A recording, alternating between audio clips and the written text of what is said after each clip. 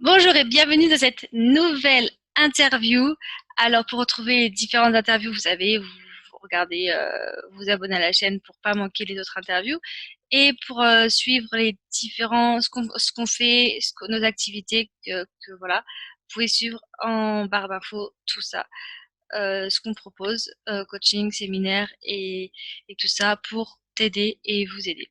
Alors, pour l'heure, je suis en duplex avec Frédéric. Comment vas-tu? Bonjour Bonjour Maïlis, Frédéric.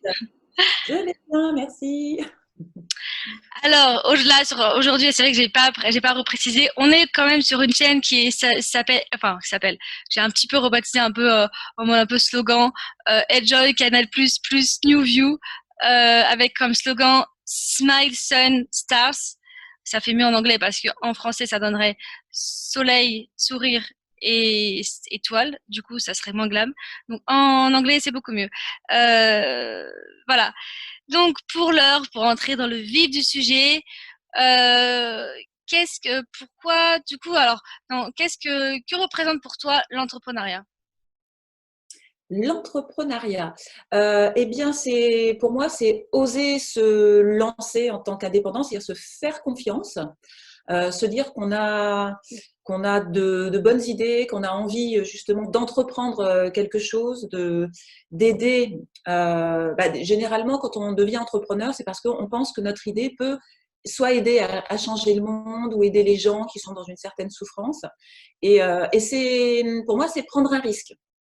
C'est quelque chose comme ça, tu vois, puisque c'est vrai que c'est pas facile de se retrouver entrepreneur où d'un coup tu te retrouves avec une structure, que ce soit une société ou même auto-entrepreneur, tu te retrouves avec une structure où tu dépends plus que de toi-même et de la confiance que les gens vont mettre en toi pour pouvoir t'en sortir, pour pouvoir réussir.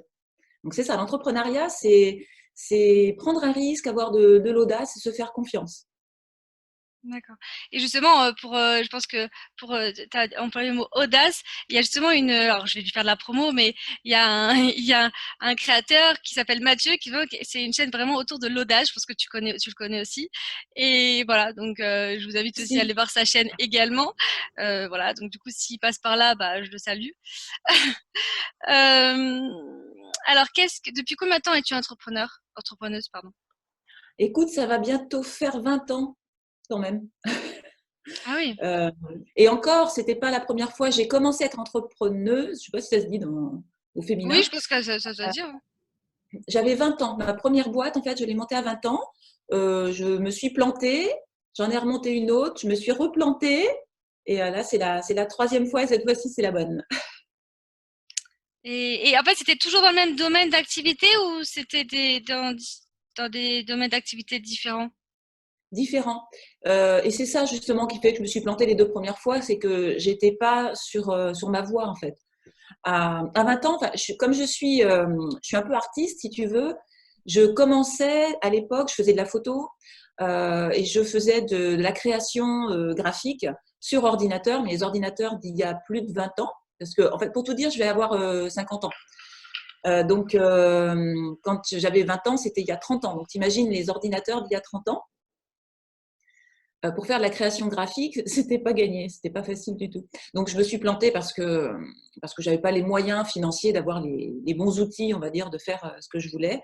Et puis j'étais trop jeune. Et puis j'ai eu mon fils aussi à ce moment-là, qui a 25 ans maintenant. Oui.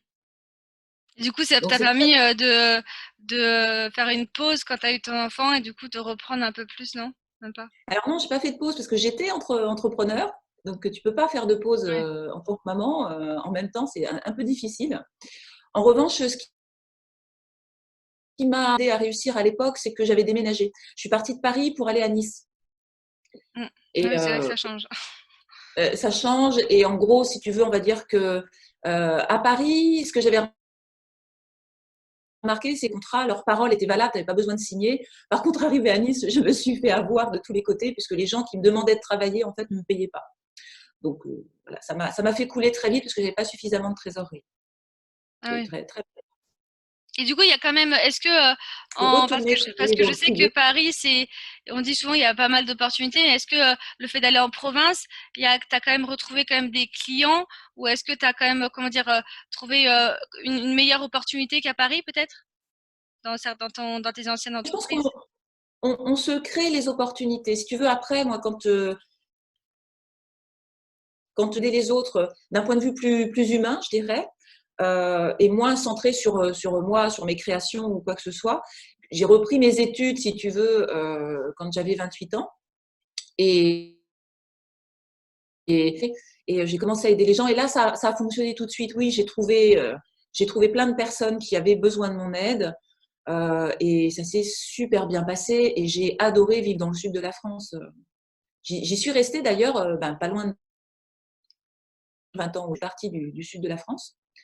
Mais, euh, mais j'ai eu un cabinet, si tu veux, sur place, où j'ai commencé en tant que psychothérapeute là-bas, dans un cabinet où j'étais toute seule, donc indépendante, mais plus quelque chose de plus classique, où simplement je recevais les gens un à un. Et ensuite, j'ai eu la chance, si tu veux, d'être recrutée autant par la Chambre des métiers que par le CERFPA, qui est un organisme de formation. Et j'ai pu être formatrice dans les deux domaines. Et là, j'ai rencontré des gens qui m'ont vraiment fait confiance, qui m'ont poussée à me lancer, à aller plus loin, c'est-à-dire à commencer à faire de la formation. Parce que mes élèves m'ont demandé d'ouvrir mon propre centre de formation pour les aider justement à évoluer. C'est comme ça que mon aventure a commencé en fait. Ah. Et pourquoi, oui, voilà, donc j'allais dire pourquoi avoir décidé de te lancer sur cette thématique et pas forcément une autre, ou pourquoi celle-là plus particulièrement? Alors, parce que personnellement, j'ai été en surpoids, ça se voit plus. Je suis très Ça contente. se voit pas du tout, ouais. Pas du tout, mais j'avais 25 kilos de plus, si tu veux. J'étais déprimée, j'étais en hypothyroïdie, j'avais de gros problèmes parce que je suis née avec une maladie chronique inflammatoire des intestins. Mmh. Donc, j'ai été malade toute mon enfance, si tu veux. Et du coup, c'est le fait d'avoir voulu me soigner moi qui m'a amenée vers les études que j'ai faites pour être psychothérapeute du comportement alimentaire, puisque moi, j'avais des compulsions sucrées. Je me gavais de bounty, en l'occurrence, je mangeais très très mal, alimentation industrielle à haute dose, ce qui fait que ça amplifiait mon problème inflammatoire et j'étais tout le temps malade. Et, et donc, c'est ce qui a, en premier lieu, suscité ma vocation pour aller reprendre mes études. Et puis après, j'ai compris que tout n'était pas psychologique. Je suis allée étudier la nutrition, la nutrithérapie, l'hypnose, tout ce qui me permettait en premier lieu de me soigner moi, puisque c'était invivable, si tu veux, personnellement. Et en fait, c'est là où finalement, je suis devenue experte, on va dire, de ma propre santé. Et puis, j'ai commencé à accumuler les formations, les diplômes. Et là, je me suis dit, faut que ça serve à tout le monde. Et donc, j'ai ouvert mon premier cabinet en tant que psychothérapeute. Et les demandes ont afflué. Et puis, bon, ça a commencé à bien, bien fonctionner. Comme je maîtrise l'outil qui est l'hypnose, qui est super pour changer de comportement assez rapidement. Alors, c'est pas magique, hein, ça fait pas tout. Il faut aussi comprendre la physiologie du corps humain. C'est ce qui m'a amené en fait à faire des ponts entre la psychologie, la nutrition, la naturopathie, l'hypnose, le coaching. Et tout ça, ça m'a amené à développer la méthode Châtaignier, qui est mon nom, et à aider un maximum de personnes. Donc, tu comprends, j'ai pas réfléchi à qu'est-ce que je vais faire pour être entrepreneur et ce qui va fonctionner. Ça s'est mis en place tout seul, Ça s'est emboîté tout seul, en fait. complètement. Ça s'est mis en place tout seul, complètement de façon fluide et évidente. Et as-tu une autre thématique, par exemple, qui te tiendrait à cœur et que tu aimerais développer, par exemple, si tu en avais une autre? Oui, bah oui, en fait, si tu veux, au fond de moi, il y a mon côté artiste qui est très, très, très ancré, qui est très présent, et j'adore l'humour. Je suis C'est vrai qu'on le humoriste. retrouve beaucoup dans tes vidéos, l'humour, les petites blagounettes, c'est. Je peux pas m'en passer, c'est pas possible. Pour moi, l'humour, d'abord, c'est une thérapie aussi à part Mm. entière. Et en même temps, il y a ce côté me mettre en scène que j'adore, qui me fait rire. Pour moi, c'est thérapeutique aussi d'être en scène. Donc, j'ai monté plusieurs spectacles. Je me suis mise en scène toute seule. Et si tu veux, la suite logique dans un certain temps, ce serait effectivement de me retrouver plus en tant qu'humoriste. Une fois que, une fois que ma méthode roule, que les thérapeutes qui travaillent avec moi sont totalement autonomes, ce qui est quasiment le cas maintenant, hein, et que les centres de cure fonctionnent, je me retrouverai bien sur les planches, oui, à m'amuser. Voilà. Et peut-être pas, peut-être pourquoi pas sur un spectacle autour de, pas du coaching, mais dans le bien-être pour justement apporter un message ou ça peut être aussi une idée. Ah, mais c'est tout à fait ça, c'est ce que je fais en général comme message, comme spectacle, que ce soit au théâtre ou sur d'autres scènes. C'est vraiment parler de l'alimentation. Donc, j'ai plusieurs personnages et je parle de l'alimentation, je tourne ça en dérision, tu vois, c'est vraiment le gras c'est bon, le sucre c'est con, ça, et tout tourne autour de la nutrition, du surpoids, et de la dérision. Alors justement, j'allais dire en parlant tu dis le sucre c'est con, c'est vrai qu'en général on est un peu attiré.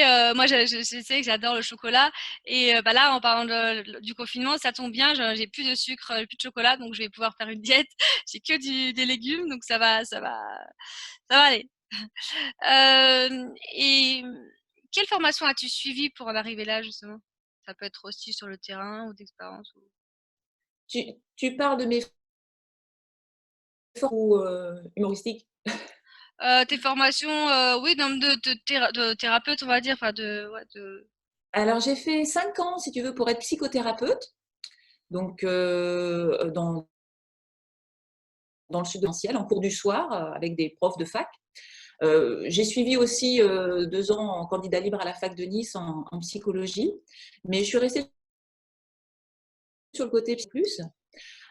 J'ai fait ericksonienne qui se fait en un an, et puis je suis allée aux États-Unis pour apprendre The Virtual Gastric Band, c'est-à-dire l'anneau gastrique virtuel que j'ai ramené en 2012 en France, que j'ai traduit tout simplement.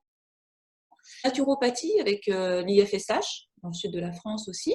J'ai passé un diplôme de réflexologie plantaire, donc j'ai fait plusieurs mémoires, toujours avec le lien avec le surpoids, le trouble du comportement alimentaire chez la femme, et soit la psychologie pour mon mémoire de psy, ou avec l'alimentation pour la réflexologie plantaire, qui est un domaine de la naturopathie. Ensuite, j'ai fait 2 DU de nutrition, un DU avec le docteur Jean-Marc Robin, un diplôme universitaire de nutrition et de nutrithérapie, où on voit vraiment plus la biochimie et les interactions entre les nutriments, les micronutriments, les compléments alimentaires et leur rapport sur. Puis un autre avec le Collège des médecines douces du Québec. Donc là, c'est un DU en ligne, celui-là. Qu'est-ce que j'ai fait d'autre? Après, bon, j'ai fait plein de petites formations, des centres de nutrition, de nutrithérapie. Je suis les professionnels et les experts du domaine, comme Jean-Paul Curté, enfin des gens qui sont assez réputés. C'est pas je veux dire, en marge de la médecine, c'est plus quelque chose qu'en général les médecins font après la médecine. Alors moi, j'ai pas pris le côté médical, j'ai pris le côté psy, ce qui fait que ça a été assez compliqué de biochimie parce que j'avais pas la formation, donc ça a été super compliqué. Et à l'heure actuelle, je suis en doctorat de nutrition avec l'université américaine, pour tout dire. C'est pour ça que j'ai la tête dans les études scientifiques. donc tu fais encore, tu te formes encore? Oui, ah ben, on n'arrête jamais de se former. Oui, c'est vrai. Et le côté, parce que tu disais, tu as aussi une formation dans le côté humoristique. Du coup, tu as fait une formation de comédienne, juste comme ça aussi, j'imagine? Ça coupe. Oui, j'ai fait une formation à Paris, à Montmartre. Je ne sais pas si tu m'entends bien parce que la connexion est instable. Oui. Au théâtre des Fous. Je ne sais pas si tu connais. Théâtre des Fous. Non, ce théâtre, je connais pas, non. Et donc, j'ai fait du One Woman Show, en fait, formation pour le One Woman Show. J'ai suivi une autre formation aussi en Angleterre. Et là, je suis en train de me dire, Mackie, comment il s'appelle? Mackie, Robert Mackie. Je ne veux pas écorcher son nom, c'est un grand en plus, il est génial ce gars. Enfin bref, donc oui, j'ai suivi plusieurs de l'humour et, en théâtre. Et voilà, pour pouvoir me libérer un petit peu, pour oser me mettre en scène, D'accord. être moi-même justement sur scène. Et parce que je sais qu'il y a aussi je sais pas si tu connais Candidator, c'est pour ceux qui font dans le côté humour stand-up. Non, je sais pas, c'est une formation, il y a une école et aussi tu formes sur la scène. Ça s'appelle Candidator, mais je sais pas si tu connais, c'est aussi pour se former dans le ceux qui veulent être plus humoristes ou faire du stand-up. Non, je ne connais Euh, pas. Quel est l'outil principal de ton business? Excuse-moi, ça a coupé, j'ai pas entendu ta question. Ah, pardon, c'est les aléas du direct, on va dire, des duplex. Quel est l'outil principal de ton business, de ton entreprise? Alors, j'ai entendu quel est ton outil principal, mais pas le reste. Je suis désolée. Pardon. Quel est l'outil principal de ton business? Ça coupe. Ah, de mon business. Oui, Écoute, c'est l'hypnonutrition. J'ai mis au point une méthode, donc la méthode Châtaignier, basée sur l'hypnonutrition, c'est-à-dire la nutrition et le coaching. Et alors, autant je forme pour l'instant francophones, mais un petit peu partout en Europe, et pas que d'ailleurs. Donc, côté, on va dire, du business, entre guillemets, je propose, donc j'ai un site qui est méthode-châtaignier.com qui propose des formations en ligne pour les particuliers aussi, pour maigrir, pour arrêter de fumer. Là, je suis en train de travailler sur celle pour perdre du ventre. Donc, les formations. Et puis, j'ai également développé sur le monde alimentaire. Et ensuite, je suis auteure, donc j'ai écrit 3 livres. Et bah, je vends mes livres sur mon site. Et là, tu vois, je suis en train de terminer justement avec Amazon les Kindle et les livres. Je vends des formations, autant aux professionnels qu'aux particuliers. Je vends des livres et des compléments alimentaires. Voilà un peu mon business maintenant. d'accord. Et là, t'as pas à proximité un livre que tu pourrais nous montrer là ou non, pas forcément juste la couverture, non? Alors attends, ça a coupé, mais tu me parles de couverture. Je veux voir la couverture de mes livres, par exemple. Si jamais tu as un livre à nous présenter, juste nous montrer la couverture peut-être? 3. Puis là, c'était maigrir et être en bonne santé, ça s'apprend. D'accord. Tu vois. Bon, il est un peu technique, hein, j'avoue, puisque je sortais du DU de nutrition, donc là, j'y Ah suis oui, allée t'as arriver. mis tous tes cours dedans. Compréhension, on va dire, mais il y a aussi mon histoire. Il y a aussi mes douleurs, mes souffrances en tant qu'ancienne personne en surpoids qui souffrait des critiques D'accord. ou même des personnels de santé, hein, où on me disait, madame, vous êtes trop grosse, il faut maigrir, vous avez qu'à arrêter de bouffer. Voilà, en gros, comment on me parlait. Donc, ça a été dur, quand même, très compliqué. Et puis, j'ai vécu des choses pas terribles, on va dire. Le deuxième, j'ai eu la chance d'être édité chez Hachette. Ah La oui. méthode Châtaignier, l'alimentation des gens heureux. Là, c'est le livre de recettes, parce qu'on me le demandait depuis des années. Donc, c'est le livre de recettes avec piste qui a fait des super photos de mes recettes. Donc, j'ai toutes testées, donc qui permettent d'être non seulement en meilleure santé, mais aussi de perdre du poids ou de ne pas en reprendre. Et il faut savoir quand même que mon concept, il va complètement à l'encontre d'aujourd'hui. C'est que moi, je n'arrête pas d'expliquer que compter les calories, ça ne sert à rien si ce n'est à être malade et à prendre du poids sur le long terme. L'hypothèse que manger trop de calories nous fait grossir, elle est totalement fausse en fait. Et ça bouscule beaucoup les idées reçues. Alors du coup, le troisième, c'est mon carnet de bord. 40 secrets pour me transformer définitivement. Là, donc ça, c'est moi avant. Et, ça, D'accord. Ah et oui. là, tu vois, c'est illustré pour expliquer donc comment tu peux suivre la méthode. Alors la méthode, c'en est pas vraiment une, si tu veux. C'est pas on ne travaille pas sur la frustration et sur les interdictions, mais plutôt sur l'intelligence des gens et de la nature. Donc, à faire comprendre qu'en fait, si tu manges de la densité nutritionnelle, c'est-à-dire que s'il a le même nombre de calories que, je sais pas, on va dire, allez, des choses plutôt sucrées avec du pain au lait. Tiens, je vais prendre le pain au lait, par exemple. À quantité égale, la qualité de l'aliment entre le pain au lait et l'avocat n'a rien à voir. Donc, l'avocat, c'est très calorique, ok, mais ça t'aide à maigrir. Alors que le pain au lait, qui va être calorique aussi, ou le pain au chocolat, même on peut prendre, hein, tu veux, ça va te faire grossir. Ça Alors va que les stocker peut-être. micronutriments, Ouais, ça va stocker, j'imagine, le pain au lait. ça va surtout travailler sur ton insuline. Ah Et oui. plus tu fais monter ton taux d'insuline, plus tu vas stocker du gras. Mm. Et Or, après, si tu veux, il y a des heures à laquelle le taux d'insuline est plus bas où on peut prendre un peu plus de sucre. aïe, non, c'est pas ça. Parce que si tu prends un peu plus de sucre, tu vas stocker du gras d'office. Mm. Ça va dépendre. Il y a plein de ton terrain. Donc, si tu as déjà une résistance à l'insuline ou pas, plus tu vas avoir une alimentation qui t'amène vers la résistance à l'insuline et plus tu vas stocker du gras, en fait. Même si tu fais du sport, c'est pour ça qu'il y a beaucoup de gens qui se battent contre ça, qui font des régimes qui ne fonctionnent pas ou qui fonctionnent au début quand tu les fais. Et puis après, bah, quand tu arrêtes, forcément, tu reprends tout le poids puisqu'en fait, tu n'as pas changé ton terrain. Ton terrain est toujours le même, passion chronique. Et quand tu me parles des heures, oui, les heures et ton rythme, qui s'appelle le rythme circadien, va avoir une importance par rapport au moment où tu manges. C'est-à-dire que si tu manges animal comme des œufs ou de la viande, ça va pas t'aider à perdre du poids, ça va faire l'effet inverse. En revanche, si tu manges ça le matin ou le midi, il n'y a plus de souci. Ah Donc, d'accord. il y a pas mal de choses à prendre en compte. Donc, c'est pas évident, à beaucoup de bon sens.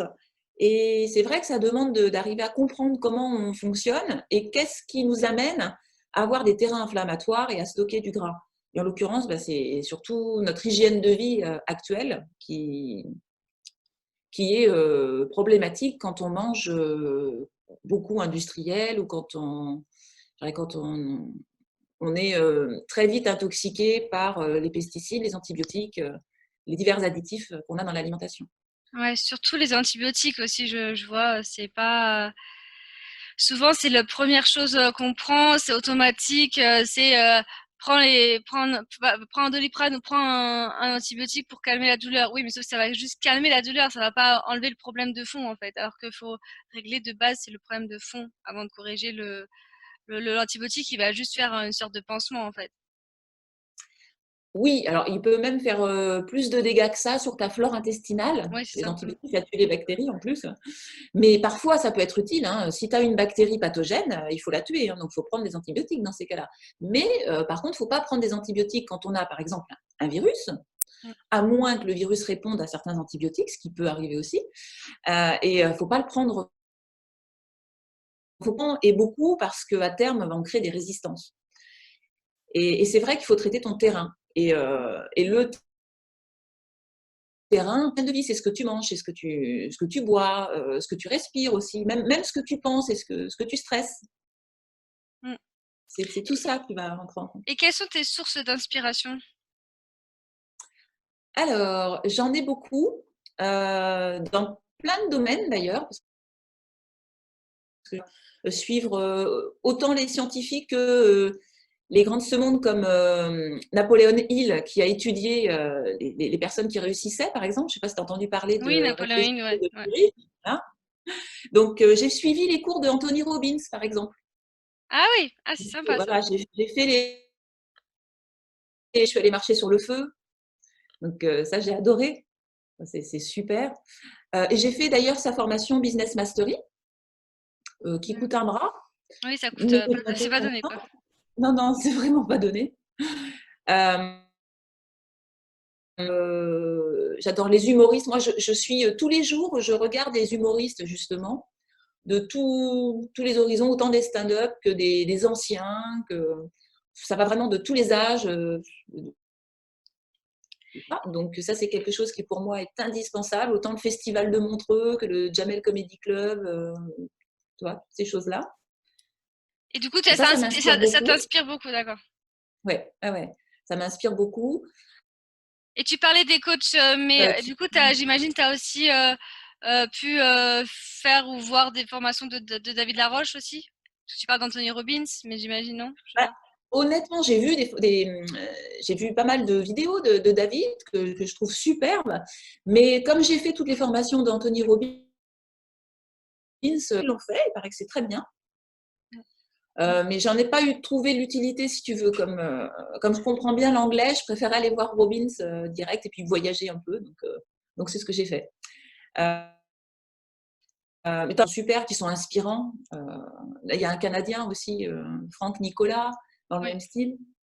Et puis sur YouTube, tu trouves aussi des chaînes super rigolotes que j'aime bien, autant scientifiques comme Tranche de Fake, Ah oui, je connais pas celle-là. Ah oui. ou Max Bird. Max Bird, j'adore. Ça parle de quoi ça? Ah, si tu connais pas Max Bird, alors c'est l'encyclo-spectacle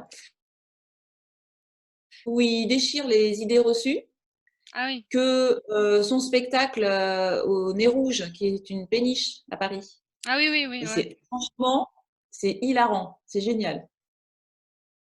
Donc voilà, ça, ce sont des qui sont, je dirais, contemporains en plus.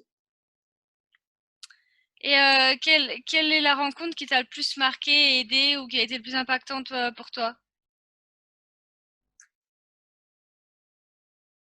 Alors, il y a eu une rencontre qui date, et c'est un particulier. Si tu veux, quand j'avais 18 ans, j'étais assistante en intérim. Tu vois, au départ en intérim, bon, je me suis fait embaucher à l'époque. Et mon patron, qui était un Alsacien adorable, qui devait avoir mon âge maintenant, je trouve. Il m'a fait passer, enfin, pour rentrer chez Jarvis Danone, on passe des tests psychotechniques. Et moi, j'ai entendu toute mon enfance que, comme j'étais malade, si tu veux, que j'étais nulle à l'école. Enfin, j'étais pas nulle à l'école, j'étais dans les vapes, j'étais dans mes idées. Donc, voilà, l'école, je comprenais pas le sens de l'école quand j'étais petite. Et il s'est avéré que ces tests psychotechniques ont démontré que j'avais quelques capacités intellectuelles un peu plus élevées que la moyenne, ce que je ne savais Ah oui. absolument. Il m'a incité à reprendre mes études en me disant: Frédéric, tu as des capacités, tu peux reprendre des études. Il faut absolument que tu entendes ça et que tu reprennes des études. Donc, c'est grâce à lui que j'ai pu me refaire confiance parce que je me croyais vraiment être bête et pas avoir de capacité, si tu veux. Donc, ça a été la première rencontre qui m'a permis de reprendre confiance en moi et de me dire, bah, si, moi aussi j'ai le droit d'aller étudier, moi aussi je peux le faire. Ça a été déterminant pour moi. Donc tu vois, ce sont les dires d'un adulte auprès d'une adulte, parce que j'étais ado, hein, j'avais 18 ans. Donc ça a été très réconfortant, ça a été très puissant ce qu'il a pu me dire, et ça a trotté dans ma tête longtemps, longtemps, jusqu'à ce que justement je me dise, mais si, donc je l'ai fait. Donc ça, c'est la graine, si tu veux, qui a été déterminante pour moi. Ensuite, il y a eu beaucoup de rencontres, justement, des gens qui m'ont fait confiance, des patients qui m'ont fait confiance. Je dis, ça a été déterminant. Et ensuite, bah, vraiment, la rencontre qui m'a fait changer tout à fait, au niveau business, celui qui m'a fait changer totalement d'état d'esprit, c'est vraiment Anthony Robbins. Ah ouais. Complètement. Moi, j'avais lu, c'était, Il m'a fait sortir, prendre. ouais. Mm. Ah, il a fait sortir des choses en toi qui t'ont été, qui ont changé de faire ton comportement, ton état d'esprit. Totalement. Voir le monde du travail, ça a changé totalement ma façon de concevoir comment je pouvais travailler et sortir de mon cabinet, faire d'autres choses, écrire un livre, enfin voilà, tout ça, des choses dont je me sentais absolument pas capable avant. Un livre. Et là, de savoir que j'en suis au troisième et qui se vendent super bien en plus, donc je suis trop contente et qu'ils aident des gens. Le but, en fait, c'est d'avoir compris que mon intention, je suis très aidée à l'évolution du monde. Je veux, c'est pouvoir changer le monde pour qu'il soit meilleur parce que pour moi, on va dans le mur et aujourd'hui, ne me contredit pas beaucoup quand on voit dans quel état on s'est mis tous. Et du coup, je me dis comment moi je peux contribuer personnellement à ça. Pierre Rabhi qui m'a beaucoup aidé. Je ne sais pas si tu connais Jean-Pierre Rabhi et les colibris. Là, on est dans un philosophe agriculteur qui dit que chaque petite chose que tu peux faire, toi, peut contribuer à changer le monde. Ah oui. Moi, je suis toute. Qu'est-ce que tu veux que je fasse toute seule contre coronavirus ou en ce moment dans le monde? Ouais, Bien c'est sûr, sûr que. la façon dont on prend soin de soi, la façon dont et ce qu'on fait au quotidien va avoir un impact. Notre façon de consommer va avoir un impact sur le monde. On peut changer le marché. Si tu te mets à consommer bio, tu vas changer le marché. Parce que les industriels vont se dire suivent ce qui fonctionne et ce qui permet de gagner de l'argent, ils vont aller plus vers le bio. Donc, on va développer plus de choses bio, même si ce n'est pas toujours éthique. Mais du coup, si nous, on consomme éthique, ben ça y est, c'est l'éthique qui va prendre de l'ampleur, etc. Mm. Chaque petite chose qu'on fait au quotidien peut aider à changer le monde. Ouais. Il me faudra un verre d'eau, j'ai soif à force de parler. Donc voilà, ça marche. Et que fais-tu pour te relaxer et te détendre? Alors, pour me relaxer, alors je fais quelques sessions d'auto-hypnose et de méditation.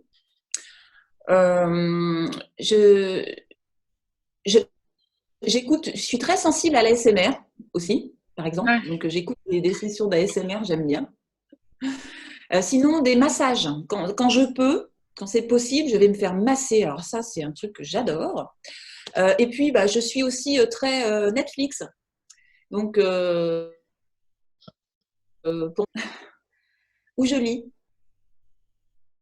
Non, c'est vrai que ça fait du bien de se poser devant un film. De toute façon, on l'a vu ce qui se passe. Je pense que on a le temps de se regarder des films, et des films et des films et des films en masse.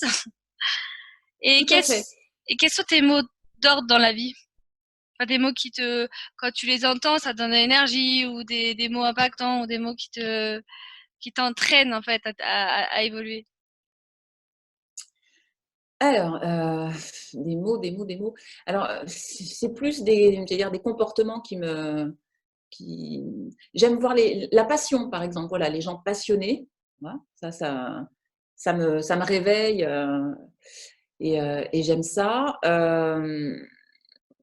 Donc, oui, passion. Je te dis humour, par exemple. Humour, c'est un mot qui. Voilà, si je vois marqué humour quelque part, hop, je vais regarder un nouvel humoriste, une nouvelle blague, quelque chose comme ça. Donc, passion, humour. Ensuite, découverte aussi, les découvertes scientifiques. Je suis très à l'affût de ce qui peut se passer dans tous les domaines. Hein. Scientifiques, mais pas que. J'irai aussi dans les nouvelles technologies, par exemple, ou sur l'univers.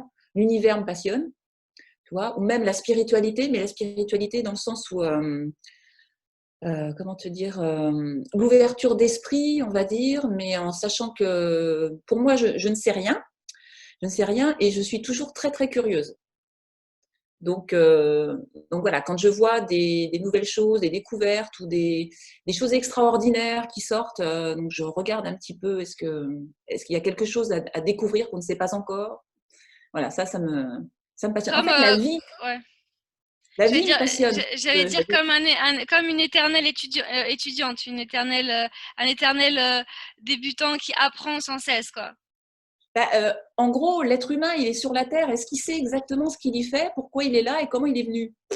Non, donc en fait, j'ai envie de me dire, moi, on m'a posé là, je me dis, bon, qu'est-ce que je fais?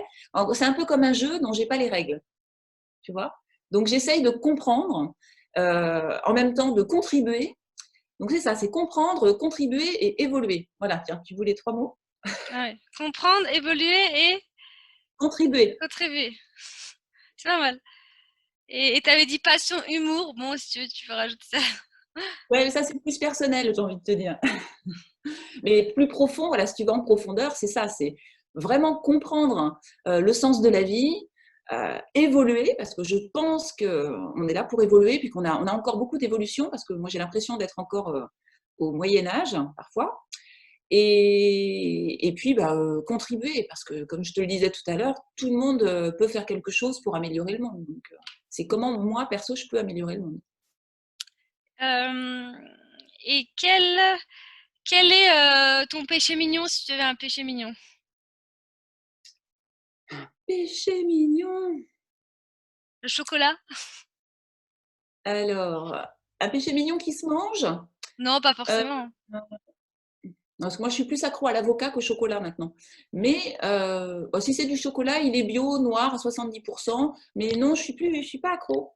Euh, qu'est-ce que Ça peut être une activité, ça peut être pas forcément un truc qui se mange, hein. bah, honnêtement, je suis plus addict au massage, tu vois. C'est-à-dire que Ouais. dès que je peux, je vais me réserver un massage. Ça, c'est un truc que je surkiffe. C'est vrai que se faire masser, surtout dans les spas et tout, c'est avec l'huile et tout, c'est vrai que c'est très c'est quand tu ressors de la session, si on peut, de la séance, bah t'es encore dans la séance alors que tu viens de sortir et c'est vrai que c'est marrant comme sensation de ouais comme Bah, sensation. et comme je t'ai dit, surtout que moi, j'ai le sens, ce sens de la SMR très développé. Donc, massage, plus les petits bruits, etc. Fou, c'est le paradis. Avec une musique douce derrière. C'est ça. Alors si tu devais changer quelque chose dans ta vie, ce serait quoi? Pour améliorer, bien sûr. Pour l'améliorer. Bah, tu sais, ça Sauf fait si tu as 20 déjà ans. tout ce qu'il faut. J'allais dire, ça fait 20 ans que je fais tout pour l'améliorer. Écoute, ma vie, elle est super. J'ai deux enfants qui sont extra. Ma fille est avec moi. On vit en Espagne, dans un endroit paradisiaque, puisque j'ai un centre de cure. Donc, on vit dans un spa, justement. Et en plus, du coup, j'ai des masseuses qui peuvent venir exprès. Qu'est-ce que je pourrais changer? Je te dirais, si, il y a une chose, en fait. C'est là où il faut que je me concentre plus sur euh, comment pouvoir encore plus développer le côté business, parce que j'ai compris que l'argent étant une énergie, si je veux justement améliorer le monde, il m'en faut plus pour pouvoir aider. Enfin, j'ai une association humanitaire aussi, qui s'appelle l'Institut Châtaignier, et on veut aider toutes les futures mamans qui n'ont pas les moyens, pour leur expliquer comment bah, être en bonne santé pendant la grossesse, mais aussi nourrir l'enfant, etc. Puisque pour moi, pour changer le monde, il faut s'attaquer, c'est pas le terme, il faut aider les petits qui vont naître. Et les mieux placés, ce sont les mamans. Et donc, ce qu'on veut, c'est pouvoir prendre en charge toutes celles qui n'ont pas les moyens et leur expliquer tout ça. Donc, en gros, si tu veux, si mon business marche mieux, j'ai plus d'argent pour mon association humanitaire et du coup, je peux aider encore plus de personnes. Donc voilà, la seule chose que je voudrais améliorer, c'est ça. Et en parlant d'association, c'est vrai que du coup, moi aussi, j'ai une association, mais c'est, on va dire, audiovisuel événementiel, mais il y a aussi une partie humanitaire parce que il y a aussi c'est elle de donner accès aux personnes en situation de handicap à la culture et aussi aux personnes qui ont des revenus plus ou moins modestes, pouvoir leur donner accès. Donc c'est un peu une clause sociale en fait, voilà, qui tient particulièrement à cœur. Donc insérer voilà, qui n'ont pas, les personnes en situation de handicap n'ont pas forcément toujours accès à la culture ou ou ont pas forcément voilà, du coup leur permettre d'être voilà, dans des films, dans comme ça, dans la danse ou voilà. Et si tu devais être libre, tu ferais quoi? Mais je suis libre déjà, Maëlys. D'accord. Je ferai ce que je fais actuellement puisque je suis libre de le faire. Oui, parce que c'est vrai, comme il y a souvent des lois, des règles et tout, on n'est jamais vraiment libre. Comme là, le confinement, on n'est jamais vraiment libre, tu vois. Bon, même si on vit librement, mais il y a quand même des choses, on n'est pas vraiment dans la totalité. Il y a des choses, même dans la parole, qui peut être censurée, donc on peut pas toujours dire les choses. Alors, tu as raison. Tu as raison sur ce point-là. C'est plus la parole que j'aimerais libérer. Parce qu'en fait, j'ai remarqué que quand je suis totalement moi-même sur une vidéo qui est censée être sérieuse et que je déconne, je me prends des scuds. Je veux dire, je reçois des messages, j'ai même reçu des messages de menaces, hein, de gens complètement à côté de la plaque au niveau humoristique. Et du coup, oui, ce que j'aimerais, c'est pouvoir libérer cette liberté de dire les choses, de déconner de tout, de rien. Voilà, libérer l'humour. Ouais. La- la- Ouais, Mon parce qu'il y a beaucoup, droit, il mon y a droit. beaucoup de personnes qui sont encore fermées, qui ont du mal à rire ou de certaines choses ou de le prendre plus au second degré certaines choses, qu'ils ont toujours tout de suite le prennent tout de suite un peu mal ou voilà.